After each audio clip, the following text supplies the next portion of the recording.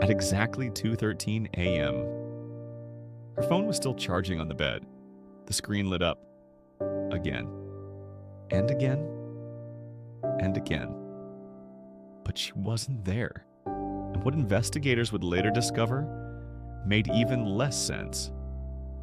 Emily Carter was 26 years old. She lived alone in a quiet apartment complex just outside the city. Nothing unusual about her life. A steady job, a small circle of friends, and a routine she rarely broke. That night was supposed to be normal. She got home around 9:40 p.m., ordered food, watched a show, texted her best friend around 11:58 p.m. "I'm exhausted, going to sleep early tonight." That would be the last message she ever sent. At 2:13 a.m., Emily's phone lit up. A notification, then another, then another. It kept lighting up, as if someone was trying to reach her, but inside the apartment, there was no movement, no sound, no response. Just the faint glow of a phone, charging on the bed.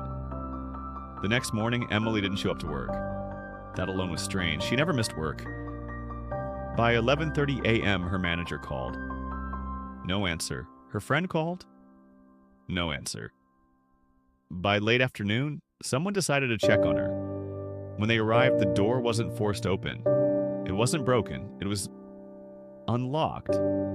Everything looked normal. Too normal. Her shoes were by the door. Her bag was on the chair. The TV remote sat neatly on the bed. And there it was. Her phone. Still plugged in. Still charging. But Emily was gone. No signs of struggle. No broken furniture. No blood. Nothing missing. It was as if she had simply vanished. Investigators checked the obvious first. Doors, windows, locks. No forced entry, no damage. But one thing stood out. The bedroom window was slightly open. Not wide enough for someone to easily climb through, but not fully closed either. And then they checked the phone. That's when things got strange. At 2:13 a.m., Emily received multiple notifications, but they weren't calls.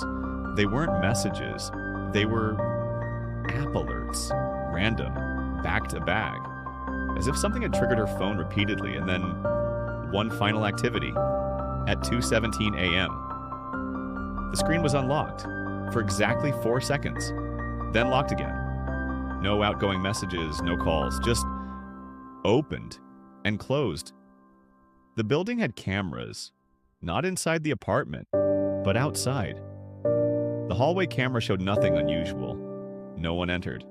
No one is leaving, but the back exit captured something.